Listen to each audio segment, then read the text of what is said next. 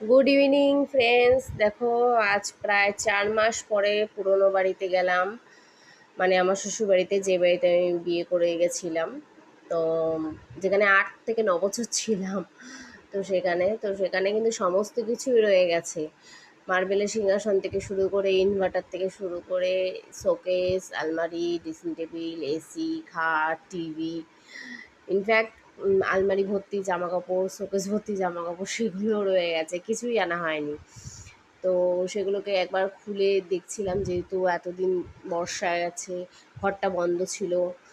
আর সব কিছু ঠিকঠাক চলছে কি না, ওর জন্যই গিয়ে একবার চেক করে এসেছি যে না, এরপরে পুজোও পড়ে যাচ্ছে, একবার দেখে আসি, এরপরেই সব কিছু নিয়ে আসবো। তো ফ্যান লাইট চলছে কিনা তার জন্য দেখো, যে দেখলাম যে না, লাইটটাও চলছে, ফ্যানটাও ঠিকঠাক চলছে। তো এইবার ওর বাবাকে বললাম যে দেখো, এবার একটু রান্নাঘরটা একটুখানি দেখে নিই, রান্নাঘরটার কী অবস্থা। তো এইগুলোকে সব পরিষ্কার করাতে হবে একদিনকে এনে।